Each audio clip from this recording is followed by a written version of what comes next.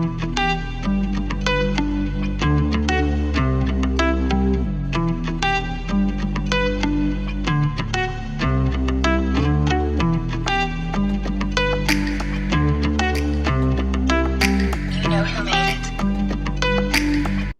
and welcome to Art Tips, the hub where you learn a tip about art programming every day. Welcome to this channel. If it's your first time here, please subscribe and watch my other videos as they were in preparation for this video. So this video we are going to look at visualization in R, basically using data to represent them in a graphic format in R.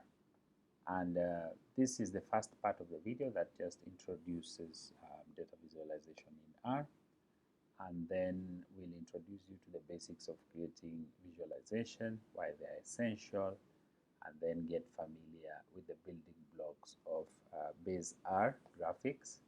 And then in subsequent videos we'll also take it a step further and look at other packages that are actually really good at improving what base R provides in terms of graphic.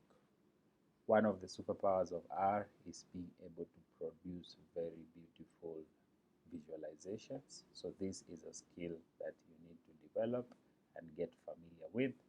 And once you know the building blocks of these graphics, then it should be very easy to do that.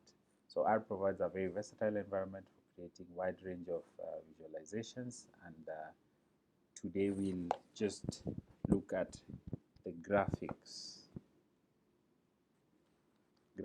package, which is usually just automatically loaded in R once you start the program or the software. So you can work with several different graphical elements, and the main functions that we'll use are plot, and you can see plot has several arguments. We can even just come here, write a question mark. So this is a way of telling R to provide additional information on a function. We see here that the default, so this scatterplot function, and we see that it has quite a number of arguments, but the most common one are x, and then there's y, and then there's type of graph, and then there's x limits or limits on the x-axis, and then there's limits on the y-axis, there's log, there's main. Main in this case usually means the title of the graph.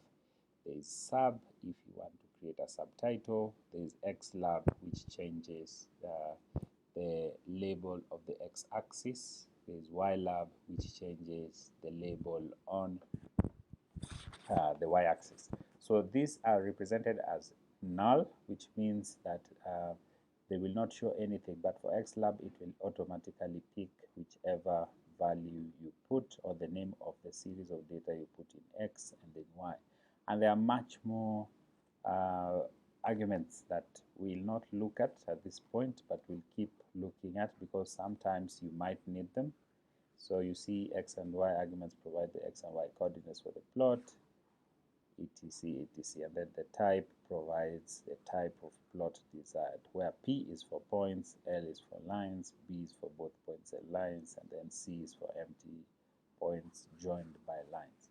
So data visualization helps us to understand complex data and then identify patterns in the data and then communicate our findings effectively. And aside from the plot, we have specific graphs such as hist, which is the generic function that creates a histogram that shows distribution of data. We also have the bar plot, which creates bar plots. We have the box plot, which creates box plots for whichever kind of data that you want to compare. And then you can always customize the color, the labels, and the axis to convey the right message in your plot. So that's the introduction to visualization in R. In the next video, we're actually going to give examples of these plots and actually run code that creates these plots. Thank you for watching. Like, share, and subscribe this video.